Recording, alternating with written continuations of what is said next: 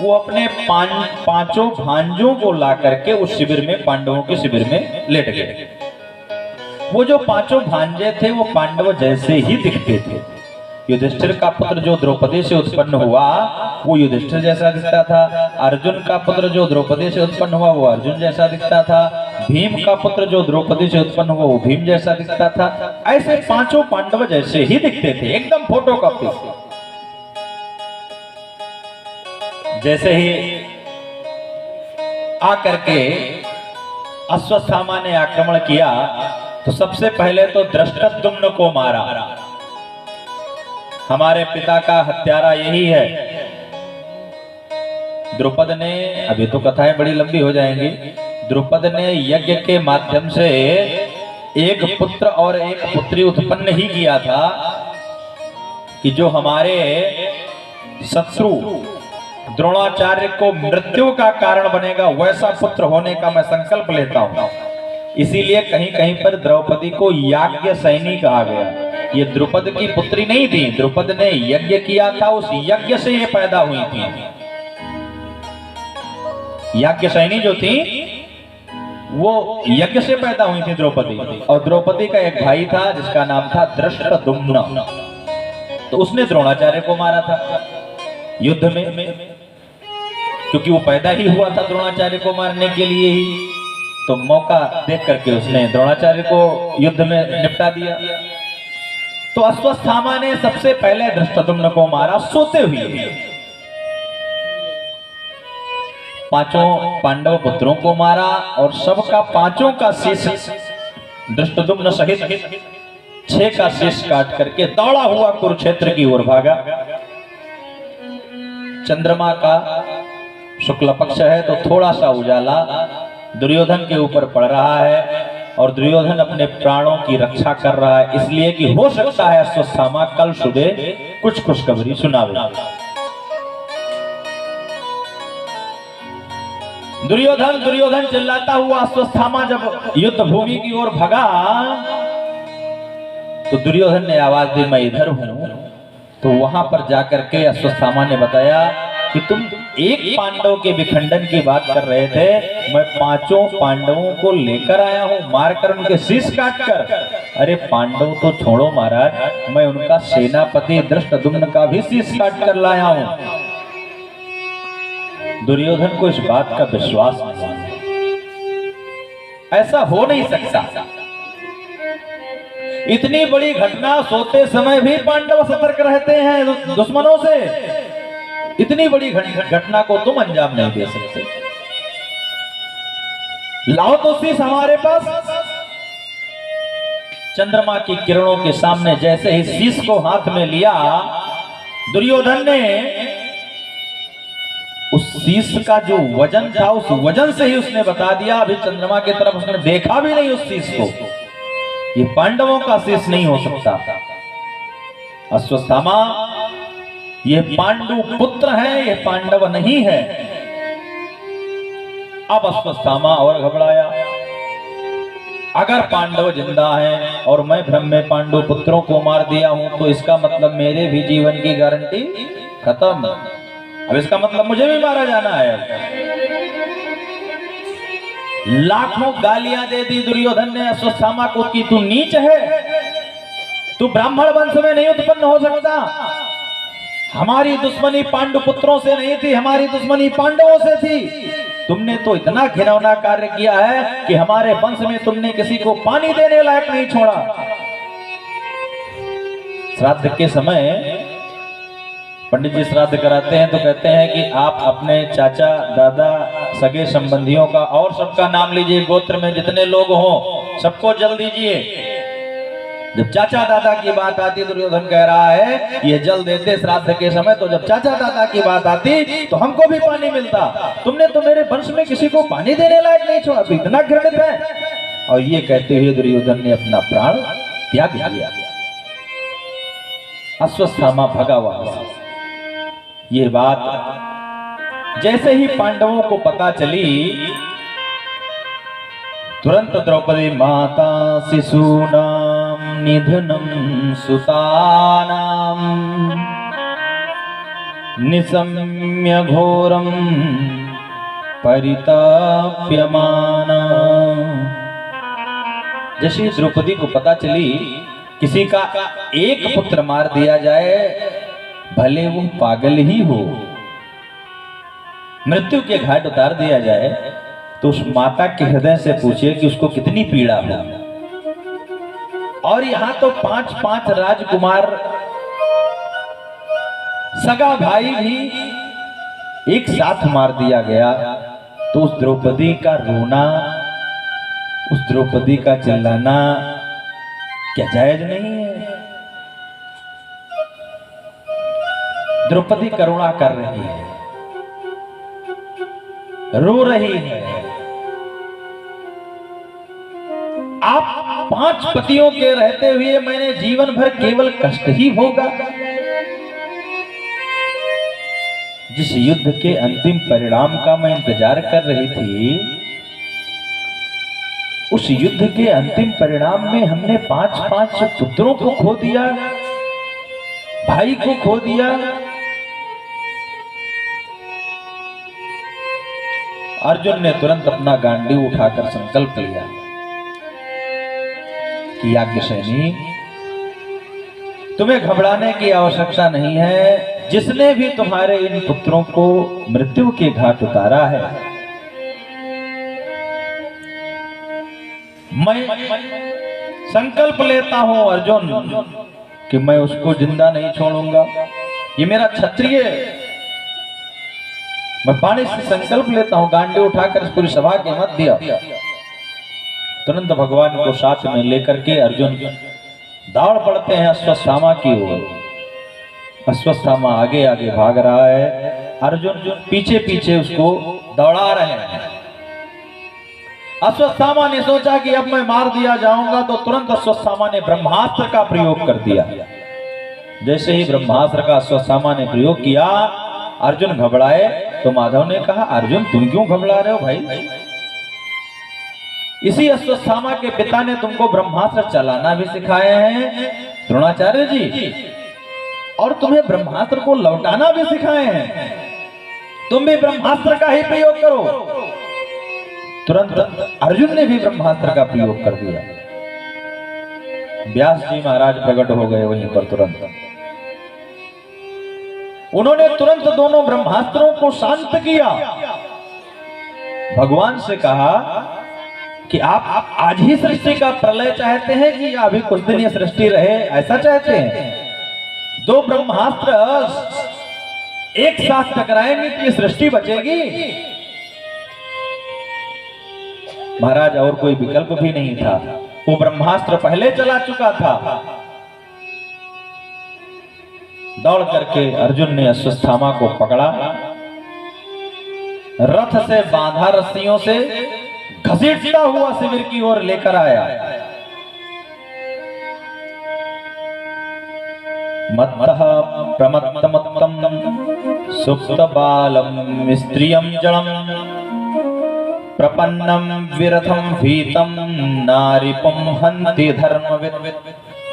अर्जुन ने अश्वत्थामा से कहा, अरे मत्त को, उन्मत्त को, जो शराब के नशे में हो मत्त हो, उन्मत्त हो यानी भगवान के नशे में मत्त हो, यानी पागल हो गया हो, सुप्तम सो रहा हो, बालम जो बालक है अभी कुछ जानता ही नहीं, अज्ञान है, स्त्रियम स्त्री है, उस पर वीर पुरुष को वार नहीं करना चाहिए। और तुमने तो अनेकों अपराध किया, ये बालक भी हैं, ये सो भी रहे थे, तुमने इनको क्यों मारा? अब अश्वत्थामा का शीश ऊपर नहीं उठ रहा है, शीश लटकाए, किसी से नजर नहीं मिला पा रहा है अश्वत्थामा। रस्सियों से जकड़ कर बांधा है, अर्जुन ने खड़ा कर दिया सभा के मध्य। ब्राह्मण पुत्र था, गुरुदेव पुत्र था, कभी पांडवों के बीच आता था तो पांडव उसको प्रणाम करते थे। आज अपने घृणित कृत्य के कारण अश्वत्थामा खड़ा है, हर आदमी उसको गाली ही दे रहा है। इतने में द्रौपदी अपने पुत्रों के लाश से उठी दौड़ करके मुच्यताम मेष ब्राह्मणम नितराम गुरु, दौड़ करके अश्वत्थामा की रस्सियों को वो द्रौपदी खोलने लग जाती है। मुच्यताम महाराज इसको छोड़ दीजिए, अपने पति से कह रही, अर्जुन से कह रही, महाराज इसको छोड़ दीजिए। अर्जुन कह रहे नहीं, अरे तुम्हारे 5 पुत्रों को मारा इसने, तुम्हारे भाई को मारा, तुम छोड़ने की बात कर रही हो? नहीं महाराज, अब तो जो होना था सो हो गया, अब इसको मारने से क्या वो हमारे पुत्र वापस आ जाएंगे?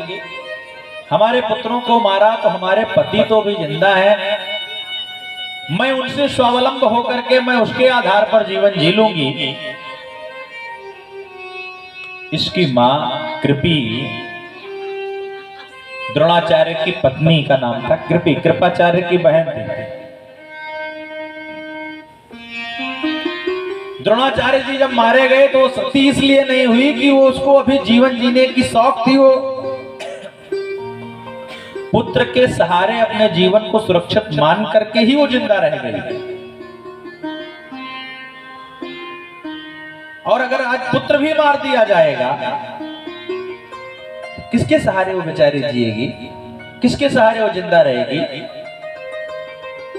द्रौपदी अर्जुन से कहती है, सारहस्यो धनुर्वेदा शब्द सर्गोपसंयमा,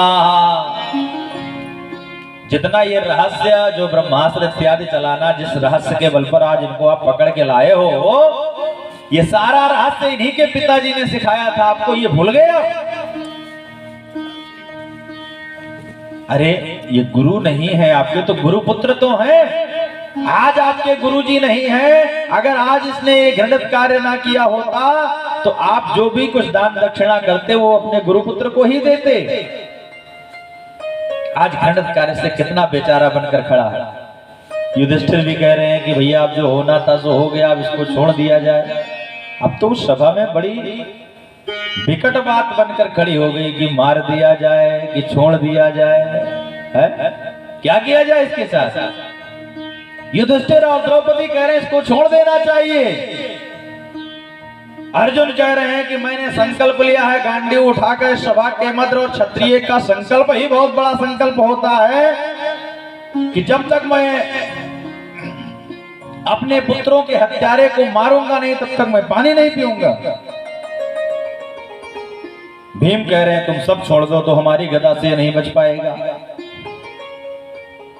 द्रौपदी और युधिष्ठिर एक तरफ हो गए और भीम, अर्जुन, नकुल, सहदेव दूसरी तरफ खड़े हैं। क्या किया जाए इसके साथ? माधव एक किनारे खड़े हैं, वो कह रहे हमसे कोई पूछ ही नहीं रहा है तो हम क्यों बताएं।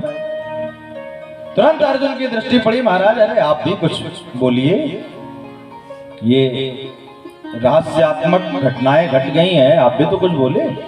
अच्छा हमसे पूछ रहे हैं, हाँ तो हम भी बताते हैं। हमसे पूछ रहे हैं तो हम बताते हैं, तो क्या करना चाहिए? तो माधव कहते हैं देखो भाई हम तो शास्त्र की बात करेंगे, तो आपका शास्त्र क्या कहता है महाराज? तस्मात् शास्त्रम प्रमाणेषु कार्या कार्यो व्यवस्थितो। भगवान कहते हैं कि भाई जैसा शास्त्र निर्णय देता हो कार्य आपको वैसा करना चाहिए। तो महाराज आपका शास्त्र क्या कहते हैं? तब माधव कहते हैं ब्रह्म बंधुर्न हन्तव्यम आतताई वधार्हणः। ब्राह्मण कितना भी दुष्ट हो उसको मारना नहीं चाहिए। ये भगवान कह रहे हैं ब्रह्म बंधुर्न हन्तव्यम, उसको मारना नहीं चाहिए, उसकी हत्या नहीं करनी चाहिए। फिर कह रहे हैं आतताई वधार्हणः, आतताई कोई भी हो उसको छोड़ना नहीं चाहिए। तो अर्जुन ने कहा जय हो महाराज आपके शास्त्र की और आपकी भी। अरे समस्या तो वहीं की वहीं आके फिर खड़ी हो गई।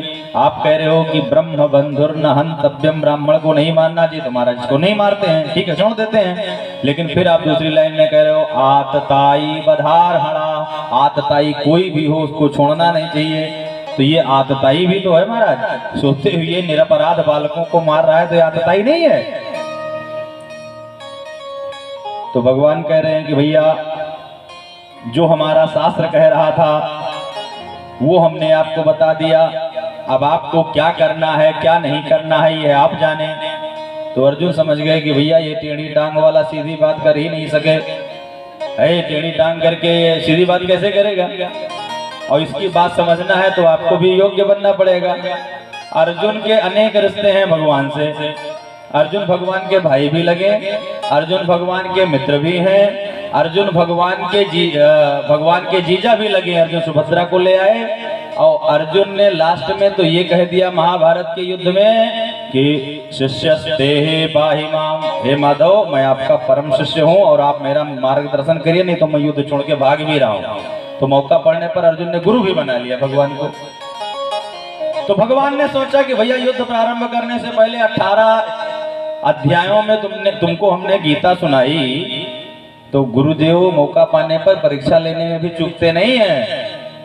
तो मानव माधव आज परीक्षा ही लेना चाहते हैं। संभावितस्य चाक्रीत मरणादिरच्यते वपनम द्रविणादानम अस्थान्यायम निर्यापणम तथा।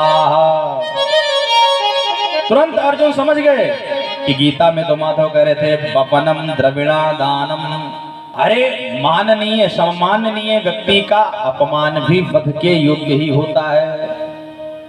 कोई बहुत सम्मानित व्यक्ति है, उसको भरी सभा में उसकी बेइज्जती खाली आपने कर दिया, भरी सभा से आपने उसको खाली निष्कासित कर दिया, भगा दिया, तो जब जब उस सभा की याद आएगी तब तब वो हजारों मौत मरेगा। एक दिन केवल शरीर वध ही थोड़ी वध है। अर्जुन को तुरंत यह बात याद आई, तुरंत उन्होंने म्यान से तलवार निकाली। युधिष्ठिर पकड़ ही रहे हैं कि नहीं नहीं ऐसा नहीं करने देंगे यार। युधिष्ठिर तो सोच रहे हैं कि गला काटने जा रहे हैं। म्यान से तलवार निकाली, अश्वत्थामा के माथे पर एक चमचमाती दमदमाती मणि लगी हुई थी, जो पैदा होते ही उसको मिली हुई थी। उस मणि का तुरंत विच्छेदन कर लिया, मणि को तुरंत अर्जुन ने निकाल लिया। जब जब यह मणि किसी जल की छाया में या किसी आईने में शीशे में जब जब यह अपना चेहरा देखेगा, जब जब इसको माथा अपना सोना दिखेगा, तब तब इसको याद आएगी यहाँ की, और ये तब तब मरेगा। धक्का देकर लात मार करके अश्वत्थामा को शिविर से बाहर निकाल दिया, धक्का देकर निकाला। बात भी रह गई कि ब्रह्म बंधुर्न हन्तव्यम, ब्राह्मण को मारना नहीं चाहिए तो मारा भी नहीं। अवातताई बधारहणा, तो आतताई का वध भी कर दिया, चित्रवध कर दिया, चेहरा भी रूप कर दिया, भरी समाज में बेइज्जत कर दिया, धक्का देके शिविर से बाहर निकाल दिया। अश्वत्थामा निकल तो गया यहाँ से, लेकिन अश्वत्थामा ने मन में ये ठान लिया कि हे अर्जुन, तुमने हमको छोड़कर बहुत गलत किया, तुम्हें आज मुझे मार देना चाहिए था, मैं मरने का निर्णय ले चुका था। तुमने तो हमें जगत में जगह जगह पर मरने के लिए छोड़ दिया। जिस रास्ते से निकलूंगा उस रास्ते पर भी लोग कहेंगे कि ये देखो अश्वत्थामा। अर्जुन ने देखो इसकी मणि निकाली, इसका चेहरा विरूप हो गया, लोग बेइज्जती करेंगे हमारी। जब जब मैं बेइज्जत होऊंगा तब तक मैं हजारों मौतें मरूंगा। तुमने हमको एक बार मार दिया हो तो समस्या खत्म हो गई होती। अब मैं तुम्हारे परिवार में किसी को नहीं छोड़ूंगा। जैसा दुर्योधन ने कहा था कि पानी देने वाला भी नहीं तुमने छोड़ा है, तो मैं अश्वत्थामा संकल्प लेता हूँ। अश्वत्थामा कह रहा है कि मैं पानी देने वाला भी नहीं छोड़ूंगा। अभी पानी देने वाला तुम्हारे परिवार में एक है, कौन? अर्जुन के सुभद्रा के संसर्ग से एक पुत्र हुआ जिसका नाम हुआ अभिमन्यु। अभिमन्यु युद्ध में वीर गति को प्राप्त हुआ और अभिमन्यु की पत्नी उत्तरा इसलिए सती नहीं हो पाई क्योंकि वो उस समय गर्भवती थी। गर्भवती स्त्रियों को सती होने का अधिकार नहीं है। यह बात इसलिए सबको पता चल गई थी क्योंकि अभिमन्यु की चिता अकेले जलाई गई, सती नहीं हुई उत्तरा, इसलिए सबको पता चल गया कि वो गर्भवती है। तुरंत ब्रह्मास्त्र का पुनः अश्वत्थामा ने प्रयोग कर दिया, किसके ऊपर? उत्तरा के गर्भ के ऊपर, कि ना रहेगा बांस ना बजेगी बांसुरी, हम तुम्हारे परिवार में किसी को पानी देने वाला नहीं छोड़ेंगे। अश्वत्थामा का प्रयोग ब्रह्मास्त्र का, उत्तरा का गर्भ जलने लग गया। भगवान इधर कह रहे हैं कि भाई आप लोगों को राजकाज सब मिल ही गया है, सारा युद्ध शांति हो ही चुकी है, अश्वत्थामा को दंड मिल ही चुका है, तो हमें भी घर चलना चाहिए, क्योंकि वहां द्वारिका में हमारा भी बड़ा इंतजार हो रहा है। पांडवों ने बहुत दुराग्रह भी नहीं किया रोकने का, क्योंकि भगवान महीनों से तो वैसे बैठे थे, युद्ध करा रहे थे। तो जाओ भाई, कुछ राजकाज वहां का भी देखो, द्वारिका का भी, फिर आ जाना। भगवान सुखदेव बाबा कहते हैं राजा परीक्षित से, और शुद्ध जी महाराज शौनकादिक ऋषियों से कहते हैं कि भगवान घर जाने के लिए तैयार हुए, द्वारिका जाने के लिए। सारथी ने लाकर रथ खड़ा किया। भगवान उस रथ की सीढ़ियों पर एक पैर रख भी चुके हैं, बाएं हाथ से रथ को पकड़ भी चुके हैं, बस चढ़ने वाले ही हैं। शुद्ध जी महाराज शौनकादिक ऋषियों से कहते हैं कि कर लो, भगवान का ऐसा दिव्य दर्शन दोबारा नहीं मिलने वाला है। पीताम्बर उड़ रहा है, भगवान अपना बायां पैर उठाकर रथ की सीढ़ियों पर रख चुके हैं, रथ पर बैठने ही वाले हैं, रथ की सीढ़ियों पर रख चुके हैं, बाएं हाथ से रथ को पकड़ ही चुके हैं, सबका अभिवादन स्वीकार कर रहे हैं, बस रथ में बैठने ही वाले हैं। तब तक एक आवाज आती है, पाहि पाहि महायोगिन देव देव जगतपते, नान्यम तद भयम पश्ये यत्र मृत्यु परस्परम, त्राहिमाम माधव मेरी रक्षा करो। ये आवाज जैसे ही माधव के कान में पड़ी, तुरंत माधव रथ से उतर पड़े। कौन है भाई? इतनी में सभा से दौड़ती हुई भागती हुई उत्तरा आती दिखी। आकर तुरंत उसने माधव के चरणों में साष्टांग दंडवत प्रणाम किया। महाराज मेरी रक्षा करिए, और मेरी रक्षा न करिए, मेरे इस गर्भगत शिशु की रक्षा करिए। क्यों, क्या हुआ इस शिशु को? मेरा ये शिशु जला जा रहा है, बहुत पीड़ा हो रही है महाराज। भगवान ने तुरंत ध्यान लगाया, ध्यान लगाकर देखा कि अश्वत्थामा तू बहुत नीच है भाई, तुझे इतना दंड दिया गया, अभी भी तू नहीं सुधरा। लेकिन अब सटे साठ्यम समाचरित नहीं होगा, पहले हम उत्तरा की रक्षा करेंगे, उत्तरा के गर्भगत जीव की रक्षा करेंगे। उत्तरा ने कहा कि माधव आप मैं मर जाऊं चलेगा, लेकिन हमारे गर्भ के अंदर इस पांडव वंश का एक जो जीव हमारे अंदर विचरण कर रहा है, उसकी महाराज रक्षा करिए, नहीं तो इस हस्तिनापुर की गद्दी पर कोई उत्तराधिकारी नहीं बचा हुआ है। कौन बैठेगा इस सीट पर? ये इतनी युद्ध हो करके जो गद्दी हासिल की गई, उस पर बैठेगा कौन? उत्तरा कहती महाराज हमारे प्राणों की रक्षा करिए, तो शायद गर्भ नष्ट हो जाता, उत्तरा बच जाती।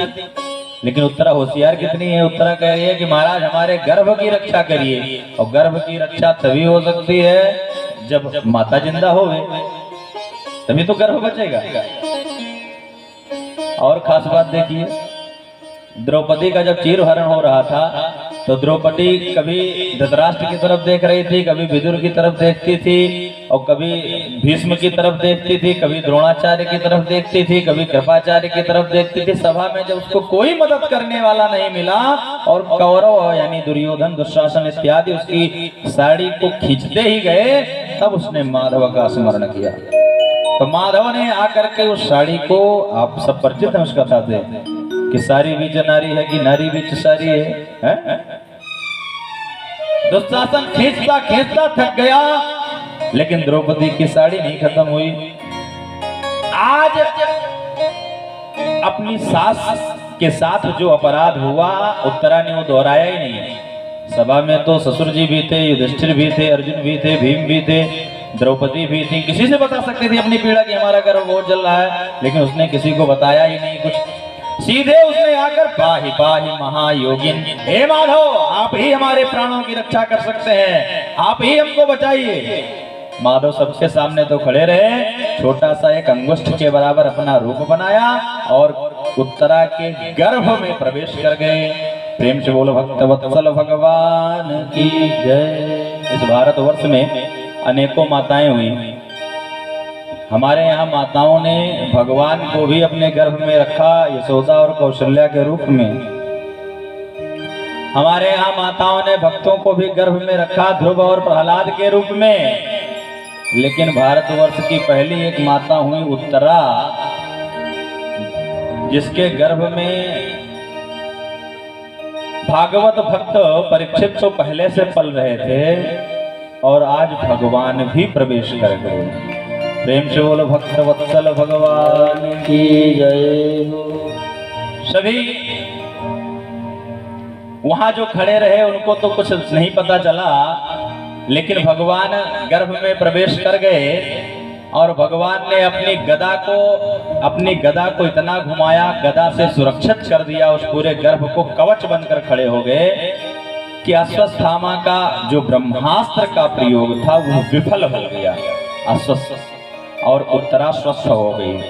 भगवान ने पूछा कि उत्तरा अब तो कोई पीड़ा नहीं है आपको? उत्तरा ने कहा नहीं माधव, हम एकदम खुश हैं, अब हमारा गर्भ एकदम ठीक है। माँ को पता चलता है कि बच्चा गर्भ में क्या कर रहा है, चल रहा है नहीं चल रहा है, स्वस्थ है अस्वस्थ है, क्या पीड़ा है, माँ को पता चलता है। ये किसी यूनिवर्सिटी में पढ़ाया नहीं जाता, ये माँ बनने के बाद ही पता चलता है। इसका कोई विद्यालय नहीं है, ये जो माँ बनता है उसी को पता चलता है। भगवान ने कहा भाई आपकी सारी समस्या का समाधान हो गया तो हमें द्वारिका फिर चलना चाहिए। अब कुंती से नहीं रहा गया, कुंती के सब्र का बांध टूट गया। दौड़ करके आकर के माधव के चरणों में कुंती लेट गई। माधव ने कुंती को उठाया, हरी बुआ तो ये उल्टी गंगा क्यों बहा रही है भाई? हमें प्रणाम आपको करना चाहिए, आप हमें प्रणाम कर रही हैं, ऐसा कैसे हो सकता है? हे माधव अब तुझे नहीं बोलना है भाई, जब मैं तुझे प्रणाम करने की सोचती हूँ तू आकर के बुआ कह देता है, बस मेरी वात्सल्यता प्रकट हो जाती है, मैं भूल जाती हूँ तू भगवान है? मुझे तो अपना नन्हा बालक दिखने लगता है, अपना बच्चा दिखने लगता है, हमारा ही भतीजा है, हमारे भाई का लड़का है भाई ये, तो मैं तुम्हें भतीजे के रूप में देखने लगती हूँ, बस सारी भगवत्ता किनारे रह जाती है। अब तो मुझे भगवान बुआ नहीं कहेगा, आज के बाद मुझे प्रणाम करना है। अरे मैंने देखा है जब से मेरा जीवन ये प्रारंभ हुआ, जब जब मेरे ऊपर समस्या आई तब तब ही माधव है तू हमारे पास आया, तो मैं तो तुमसे एक वरदान मांगती हूँ। माधव ने कहा हजारों वरदान मांगो, एक मांगने से क्या होगा? तो कुंती कहते रहे नहीं एक ही वरदान मांगती हूँ। क्या?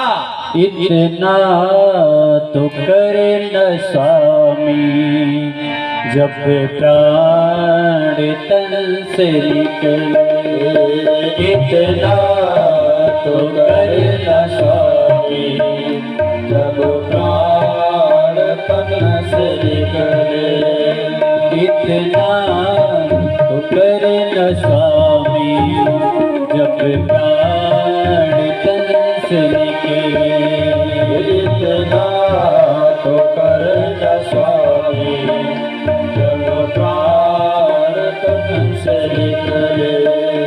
गोविंद नाम लेकर प्राण तन से निकले, गोविंद नाम लेकर प्राण तन से निकले, गोविंद नाम लेकर प्राण तन से निकले, गोविंद नाम लेकर प्राण तन से निकले, इतना तो करे न स्वामी जब प्राण तन से निकले, इतना तो करे न स्वामी जब प्राण तन से निकले, जब प्राण तन से निकले, जब प्राण तन से निकले। प्रेम से बोलो भक्तवत्सल भगवान की जय। विपदः सन्तु न शश्वत तत्र वद जगद्गुरो भवतो दर्शनम यद्यद् वद पुनर्भव दर्शनम। कुंती कहती है कि महाराज विपदः सन्तु, जब आपको विपत्ति पड़ने पर ही हमारे साथ रहना है तो मैं आपसे वरदान मांगती हूँ कि हमारे जीवन से विपत्ति खत्म ही ना हो। माधव ने कहा कि ऐसा तो कोई वरदान आज तक कोई भक्त नहीं मिला जो मांगने वाला हो कि हमारे जीवन में महाराज और विपत्ति आवे, ऐसा कोई भक्त नहीं मिला। पहली बार बुआ आपने ऐसा मांगा और हमारे पास कोई ऐसा वरदान है भी नहीं, और होए भी कैसे? जो आनंद सिंधु सुख राशि, जिसके पास आनंद सिंधु का सागर है, सुखियों की सुख की राशि है, राशि का मतलब पूरा पहाड़, वो दुख कैसे दे सकता है? वो विपत्ति कैसे दे सकता है? तो हे बुआ जी, हमारे पास वो विपत्ति है ही नहीं, तो हम ही रुक जा रहे हैं आपके पास, और आपकी भी हो जाएगी मनोकामना पूर्ण। प्रेम से बोलो भक्तवत्सल भगवान की जय। सभी भागवत भक्तों के हृदयगत बैठे हुए हरि को प्रणाम करते हुए आज वाणी को यही विराम। आज आपने खूब मेहनत करी, 8 बजने को है तो ठंडी खूब पड़ रही है, तो कल प्रयास रहेगा कि 3 से 4 के मध्य कथा को प्रारंभ, जितना जल्दी आप आ जाएंगे उतना जल्दी प्रारंभ हो जाएगी, और 7 साढ़े 7 बजे विश्राम देने का प्रयास। कल हाँ विशेष सूचना, भगवान जन्म कल है, अंत में कथा के भगवान जन्म होगा, और बड़ा अच्छा भी लगा आप लोग आते गए। और मैंने ये देखा जो भक्त आया सबके हाथ में कुछ ना कुछ, ये गीता को उसमें भागवत महापुराण के 11 स्कंद में भगवान उद्धव से कहते हैं कि पत्रम पुष्पम फलम तोयम यो माम जहति पावका। जिस भक्त के पास जो है, पत्र, पत्र मतलब पत्तियां, पुष्प, पुष्प का मतलब फूल, पत्रम पुष्पम फलम, फलम का मतलब फल, आप समझ ही रहे हैं, और तोयम का मतलब होता है जल, जल की पर्यायवाची शब्द है तोयम। तो पत्रम पुष्पम फलम तोयम, ये बड़ा अच्छा लगा लखनऊ का माहौल कि जो आ रहा है, जो जिसके पास पत्र पुष्प फल फूल है वो लेकर आ रहा है, और ऐसे ही अपने माननीय सम्माननीय जगह पर जाना चाहिए, तो हाथ में कुछ ना कुछ पत्र पुष्प फल फूल होना भी चाहिए।